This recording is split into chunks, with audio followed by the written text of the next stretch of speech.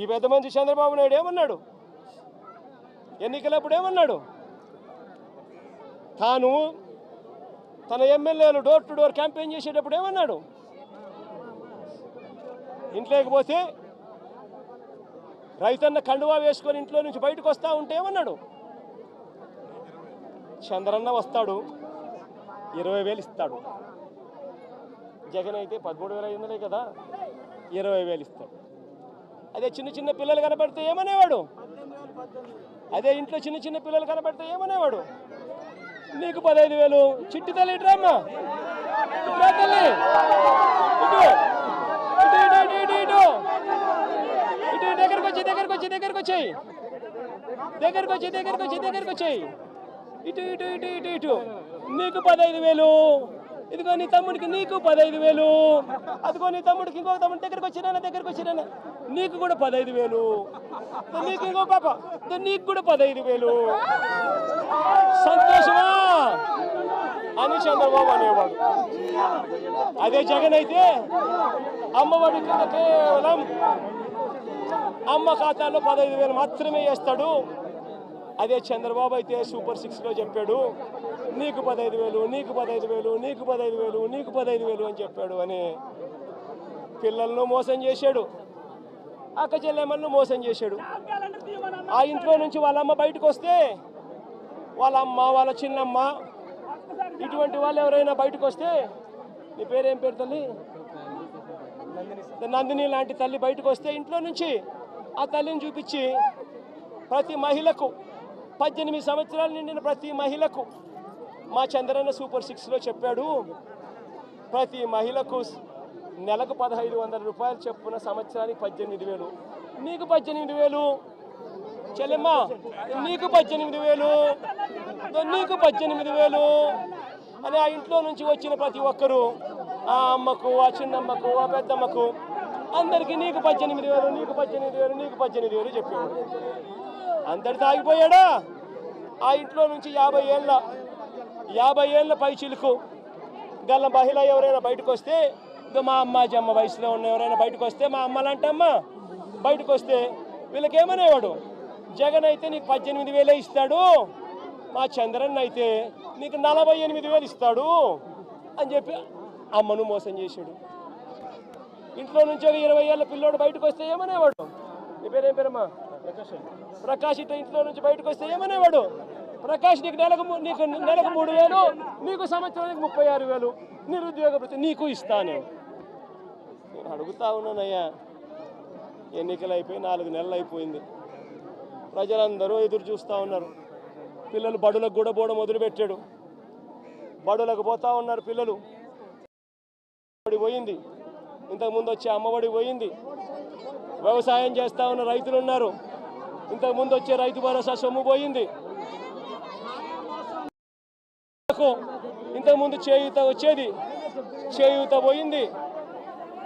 0 వడ్డీ పోయింది. ఆసరా ఇంతకుముందు జగన్ కరికరంతో అది కూడా మంచి చేశాడు. దాని గురించి అట్టాగా ఊసేయలేదు. నేను అడుగుతా ఉన్నా, ఇంత అన్యాయంగా ఒకవైపున అందరినీ మోసం చేస్తూ, మరోవైపున వాళ్ళ స్కూళ్ళకు వెళ్ళేటప్పుడు వాళ్ళ స్కూళ్ళల్లో వాళ్ళు తినే వాళ్ళ గోరుముద్ద ఈరోజు నిర్వీర్యం అయిపోయింది. ఈరోజు గోరుముద్ద కోసం మంచి తిండి లేక పిల్లలు ఈరోజు హాస్పిటలైజ్ అవుతున్నారు, స్ట్రైకులు చేస్తూ ఉన్నారు. గోరుముద్ద ఈ పిల్లలది గాలికి ఎగిరిపోయింది. ఈ పిల్లలకు సంబంధించిన నాడు నేడు ఆగిపోయింది. ఈ పిల్లలకు ఇంగ్లీష్ మీడియం చెప్పే టోఫుల్ క్లాసులు, 3వ తరగతి నుంచి చెప్పే టోఫుల్ క్లాసులు ఆపేశారు. ఈ పిల్లలకు తల్లులకు ఇవ్వాల్సిన అమ్మఒడి పూర్తిగా ఎగిరిపోయింది. వైద్యం చూస్తే ఆరోగ్యశ్రీ జనవరి నుంచి బిల్లులు పెండింగ్. మామూలుగా జనవరి బిల్లులు ఫిబ్రవరిలో ప్రాసెస్ చేసి మార్చిలో కల్లా బిల్లులు ఇస్తారు. మార్చిలో ఎన్నికల కోడ్ వచ్చేసింది, అంతే. జనవరి నుంచి ఇప్పటిదాకా 2,000 కోట్ల పైచిలకు ఆరోగ్యశ్రీ బిల్లులు పెండింగ్. ఆరోగ్య ఆసరా ఊసేలేదు. 104, 108కి సంబంధించిన జీతాలు చంద్రబాబు ముఖ్యమంత్రి అయిన తర్వాత వాళ్ళకి జీతాలు రాలా. నీ పేరేం పేరు? సుధీర్ లాంటి ఎవరైనా పిల్లోడు, ఇంజనీరింగ్ చదువుతా ఉన్న పిల్లోడు ఎవరైనా, డిగ్రీ చదువుతా ఉన్న పిల్లోడు ఎవరైనా కనిపిస్తే ఆ పిల్లాడికి జగన్ ప్రభుత్వంలో విద్యా దీవెన కింద ప్రతి 3 నెలలకు ఒకసారి 3 నెలలు అయిపోయిన వెంటనే సుధీర్కు వాళ్ళ తల్లి ఖాతాల్లోనూ సుధీర్ బ్యాంక్ అకౌంట్ ఖాతాల్లోనూ జాయింట్ అకౌంట్లో వెంటనే విద్యా దీవెన కింద ఫీజులకు సంబంధించిన సొమ్ము పడిపోయేది. ఈరోజు ఏమైతా ఉంది? జనవరి, ఫిబ్రవరి, మార్చికి సంబంధించిన క్వార్టర్కి సంబంధించి విద్యా దీవెన ఎగిరిపోయింది. ఏప్రిల్, మే, జూన్కు సంబంధించిన క్వార్టర్కి సంబంధించి విద్యా దీవెన ఎగిరిపోయింది. జూలై, ఆగస్ట్, సెప్టెంబర్కి సంబంధించిన విద్యా దీవెనకు సంబంధించిన క్వార్టర్కి సంబంధించిన విద్యా దీవెన కూడా ఎగిరిపోయింది. ప్రతి ఏప్రిల్లో వసతి దీవెన సుధీర్కి అందేది, సుధీర్ తల్లికి అందేది తన బోర్డింగు, తన లాడ్జింగ్ ఎక్స్పెండిచర్ కోసం. అది కూడా ఎగిరిపోయింది. ప్రతి పథకము జగన్ హయాంలో, వైఎస్ఆర్సీపీ ప్రభుత్వంలో ఏ పథకం కోసము ఎవరు లంచాలు ఇవ్వాల్సిన పని లేకుండా ప్రతి పథకము డోర్ డెలివరీ జరిగింది. పెన్షన్ కావాలన్నా డోర్ డెలివరీ, పథకం కావాలన్నా డోర్ డెలివరీ, రేషన్ బియ్యం కావాలన్నా డోర్ డెలివరీ జరిగింది. ఈరోజు ఏం జరుగుతూ ఉంది? ఈరోజు పెన్షన్ కావాలన్నా, ఇవ్వని పథకాలను సైతం లంచాలు తీసుకోవాలన్నా, పెన్షన్ కావాలన్నా కూడా ఈరోజు జన్మభూమి కమిటీకి సంబంధించిన, తెలుగుదేశం పార్టీకి సంబంధించిన నాయకుల ఇంట్లో సచివాలయ సిబ్బంది అక్కడికి పోయి ఆ నాయకుడు ఇంట్లో పెన్షన్లు పంచుతారు. మేము ఎందుకయ్యా తెలుగుదేశం పార్టీ నాయకుల ఇంటికి మేము ఎందుకు పోవాలి అనేవాడు 2 నెలలు అలా రాకపోతే పెన్షన్ కట్. జరుగుతూ ఉందా లేదా? నేను అడుగుతా ఉన్నా. ప్రతి విషయంలోనూ అబద్ధం. గవర్నెన్స్ పూర్తిగా గాలికి ఎగిరిపోయింది. ఈరోజు తెలుగుదేశం పార్టీకి సంబంధించిన వ్యక్తులు ఏం చేసినా కూడా పోలీసులు అడిగే పరిస్థితిలో లేరు. ఎవరైనా పోలీస్ స్టేషన్కి వెళ్ళి కేసు పెడితే చాలు, రివర్సు కేసు పెట్టిన వ్యక్తి మీద రివర్స్ కేసులు పెట్టే పరిస్థితి ఈరోజు. ఈరోజు రాష్ట్రంలో అతలాకుతలమైన పరిస్థితుల మధ్య ఈరోజు రాష్ట్రం పరిపాలన జరుగుతూ ఉంది. ఆశ్చర్యం కలిగించే విషయాలను అడుగుతా ఉన్నా. దారి పొడుగునా ఈరోజు వచ్చేటప్పుడు అడిగిన, మీ గ్రామానికి సంబంధించి వరదలో మీరంతా ముంపులో ఉన్నారు. వరుసగా మీకు ఫ్లడ్ అలర్ట్స్ ఉన్నాయి. 1వ తారీఖు నుంచి 9వ తారీఖు దాకా నీళ్లు విపరీతంగా ఉంటాయని చెప్పి తెలుసు. రిపోర్ట్లు ఉన్నాయి మీ దగ్గర. మరి వీళ్ళందరికీ కూడా రిలీఫ్ సెంటర్లకు షిఫ్ట్ చేయాలన్నా లేదా? వీళ్ళందరినీ రిలీఫ్ సెంటర్లకు షిఫ్ట్ చేయాలన్నా లేదా? అడగండి వీళ్ళందరినీ. వీళ్ళలో ఎవరినైనా ఒక్కరినైనా రిలీఫ్ సెంటర్లకు షిఫ్ట్ చేశారా? ఎవరైనా వాళ్ళందరినీ చూసుకున్నారా? ఎవరైనా వాళ్ళకు మెయిల్ చేశారా? ఇరిగేషన్ సెక్రటరీ చేయాల్సిన ఫ్లడ్ కుషన్ మేనేజ్మెంట్ చేయరు. రెవెన్యూ సెక్రటరీ చేయాల్సిన రిలీఫ్ క్యాంపులు ఏర్పాటు చేయరు.